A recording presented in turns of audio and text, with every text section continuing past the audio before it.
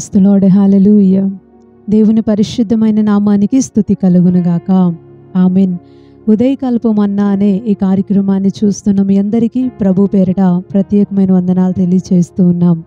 పరిశుద్ధ గ్రంథంలో నుంచి ఒక వాక్య భాగాన్ని మనం ధ్యానం చేసుకుందాం. యోహాను సువార్త 14వ అధ్యాయం 21వ వచనాన్ని మనం చదువుకుందాం.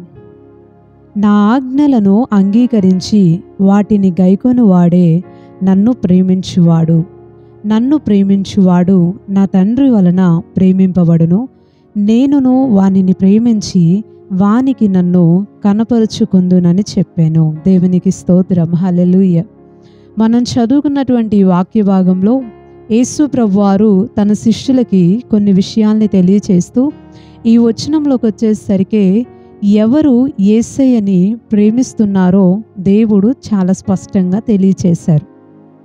ఈ రోజుల్లో మనందరం కూడా చాలాసార్లు అనుకుంటాం, నాకు దేవుడు అంటే చాలా ఇష్టం అండి, నేను దేవుణ్ణి చాలా ప్రేమిస్తున్నానండి, ఆయన నాకు చాలా మేలుల్ని చేశాడు, అందుకే ఆయన అంటే నాకు చాలా ఇష్టం, నేను ఆయన్ని చాలా అమితంగా ప్రేమిస్తున్నాను అని చెప్పుకుంటూ ఉంటారు. అయితే ఒక వ్యక్తి ఎప్పుడు దేవుణ్ణి ప్రేమించినట్టు అంటే దేవుడు చాలా స్పష్టంగా ఈ వచనంలో తెలియచేస్తూ ఉన్నారు. నా ఆజ్ఞలని అంగీకరించి వాటిని గైకొను వాడే నన్ను ప్రేమించువాడు. దేవునికి స్తోత్రం, హల్లెలూయా. దేవుణ్ణి ప్రేమించేటటువంటి ఒక వ్యక్తి దేవుని ఆజ్ఞలని అంగీకరించాలంట, వాటిని గైకొనాలంట. రెండు పనులు మనం ఇక్కడ చేయాలి అని ఈ మాటలు మనకి తెలియచేస్తూ ఉన్నాయి. దేవుని ఆజ్ఞలు అంటే దేవుని యొక్క మాటలు. పరిశుద్ధ గ్రంథంలో వ్రాయబడినటువంటి ప్రతి మాట కూడా దేవుడు రాయించిందే, దేవుడు పలికించిందే. దేవుడు మనదాకా ఆ మాటల్ని తీసుకొచ్చాడు.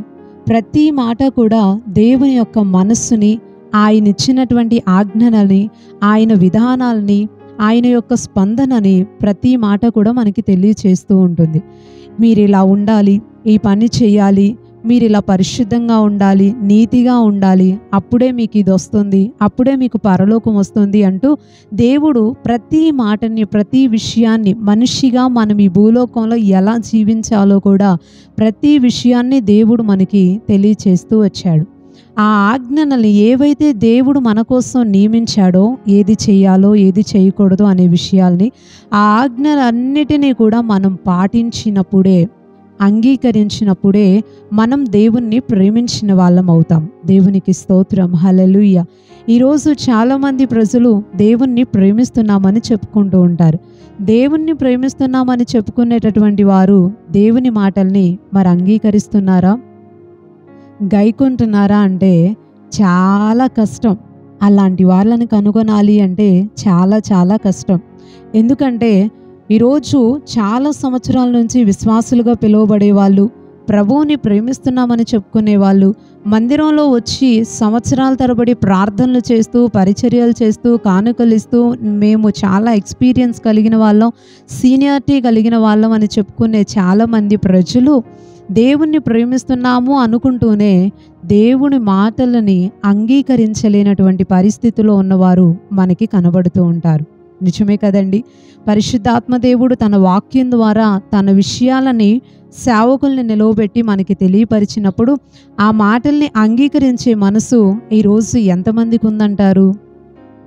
సేవకులు బోధ చేస్తూ ఉన్నప్పుడు, వాక్యాన్ని బోధిస్తూ ఉన్నప్పుడు, విషయాల్ని దేవుడు చెప్పినటువంటి విషయాల్ని తెలియపరుస్తూ ఉన్నప్పుడు ప్రజలందరూ కూడా కొంతమంది ఈ రోజుల్లో తిరగబడుతున్నారు, అపార్థం చేసుకుంటున్నారు. ఆ మాటల్ని అంగీకరించకుండా పాస్టర్ గారు అలా చెప్తారా, ఇలా చెప్తారా, ఈ మాట ఎందుకు చెప్పాలి, ఇది నా గురించే అని ఇలా చెప్పుకుంటూ, ఆలోచించుకుంటూ, దూషించుకుంటూ మాట్లాడే వాళ్ళు మన కళ్ళ ముందు ఎంతమంది కనబడుతున్నారో కదా. నిజమే. దేవుని మాటల్ని విని అంగీకరించి గైకొనటం అనేది కత్తి మీద సాము లాంటిదే, చాలా కష్టతరమైన విషయమే. కానీ నిజంగా ఒక వ్యక్తి దేవుణ్ణి ప్రేమించే వ్యక్తి అయి ఉంటే కనుక దేవుని మాటల్ని ఇష్టంగా స్వీకరిస్తారు, వాటిని అంగీకరించి వాటి ప్రకారం జీవించటానికి అడుగులు వేస్తూ ఉంటారు. దేవునికి స్తోత్రం, హల్లెలూయా. ఉదాహరణకి ఈ భూలోకంలో ప్రేమ అనే పదం మనకు కనిపిస్తూ ఉంటుంది ఇద్దరు వ్యక్తుల మధ్యలో. ఆ ప్రేమ అనేది మనకి వేరొక వ్యక్తి మీద ఉన్నప్పుడు ఆటోమేటిక్గా వాళ్ళు చేసేది తప్పైనా రైట్ అయినా సరే వాళ్ళు చెప్పింది చెయ్యాలి అనిపిస్తూ ఉంటుంది. మనకు అది కష్టంగా అనిపించినా సరే మనకి వారిపైన ఉన్న ప్రేమను బట్టి ఆ మాటల్ని తీసుకొని దాని ప్రకారం చేయాలి. నేను అలా ఉన్నప్పుడే ఎదుటి వ్యక్తికి నచ్చుతాను, వాళ్ళ ప్రేమ నాకు దక్కుతుంది, మా బంధం నిలబడుతుంది అంటూ చాలామంది ప్రజలు వారికి ఇష్టం ఉన్నా లేకపోయినా ఆ మాటల్ని తీసుకొని దాని ప్రకారం ఉండటానికి ఇష్టంగా వాళ్ళు కోరుకున్నట్టుగా జీవించటానికి చాలా ప్రయత్నాలు చేస్తూ ఉంటారు. దేవుని విషయంలో కూడా అలాగే కదా చేయాలి. మరి దేవుణ్ణి ప్రేమిస్తున్నామని చెప్పుకుంటూ ఆయన మాట వినకుండా, ఆయన చెప్పినట్టుగా ఉండకుండా, ఆయన ఏదైతే బోధించాడో ఆ మాటల్ని ఇష్టంగా స్వీకరించకుండా, వాటి ప్రకారం జీవించకుండా మేము దేవుణ్ణి ప్రేమిస్తున్నామని చెప్తే అది వినటానికి కూడా కష్టంగానే ఉంది కదా. కానీ మన జీవితంలో దేవుణ్ణి ప్రేమించేటటువంటి మనము దేవుని మాటల్ని అంగీకరించాలి. ముందు ఆ మాటల్ని మనసులోనికి ఇష్టంగా తీసుకోవాలి. కొన్నిసార్లు అవి మనకి ఇష్టం ఉండవు. మన మనస్సుకి, మన విధానాలకి, మన ప్రవర్తన శైలికి, ఆలోచనలకై విరోధంగా ఉంటాయి. కానీ దేవుణ్ణి ప్రేమిస్తున్నాం కదా, ఆ ప్రేమను బట్టి వాటిని మనం తీసుకోవాలి, అంగీకరించాలి, ఇష్టంగా స్వీకరించాలి, వాటి ప్రకారం జీవించటానికి అడుగులు వేయాలి. మనుషులం కాబట్టి పడిపోతాం కొన్నిసార్లు. మళ్ళీ లేచి నిలవబడి మళ్ళీ అడుగులు వేయాలి, మళ్ళీ ముందుకి కొనసాగాలి.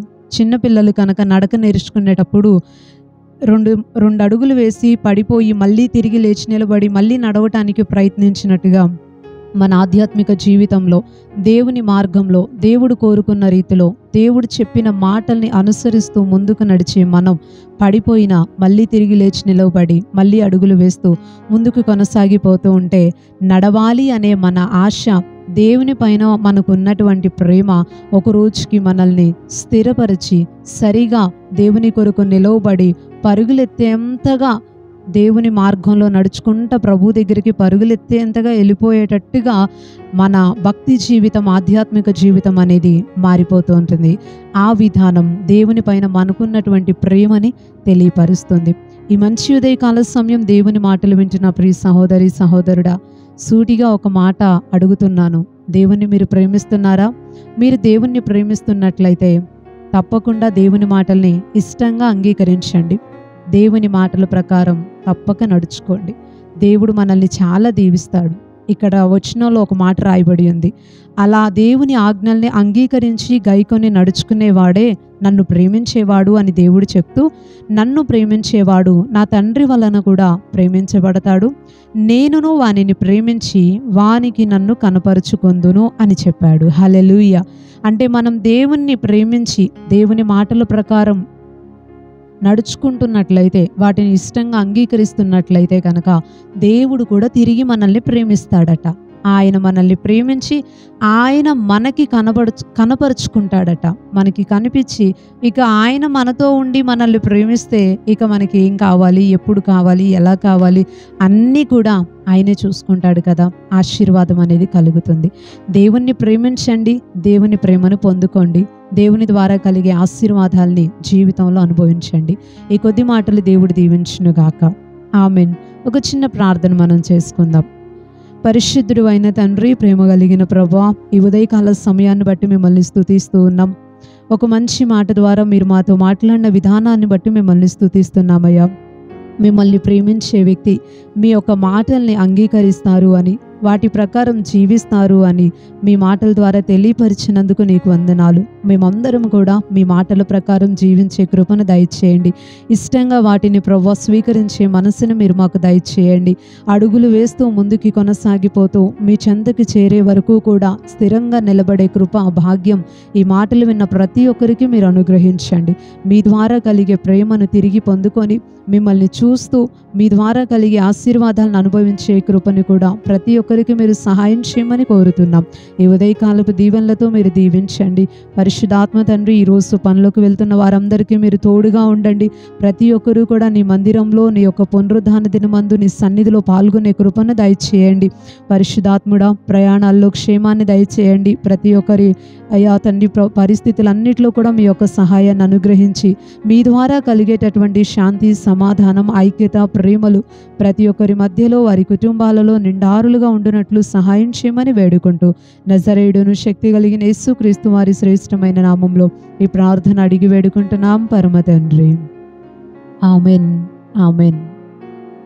అందరికీ ప్రైజ్ ది లార్డ్ అండి. మరలా తిరిగి రేపు ఉదయకాల సమయం ఉదయకాలపు మన్నా అనే ఇదే కార్యక్రమంలో పాల్గొని దేవుని మాటలు విని దీవించబడదాం. అప్పుడు వరకు దేవుని మహా గొప్ప కృప మనకి మన కుటుంబాలకి తోడై ఉండునుగాక. ఆమెన్. Praise the lord.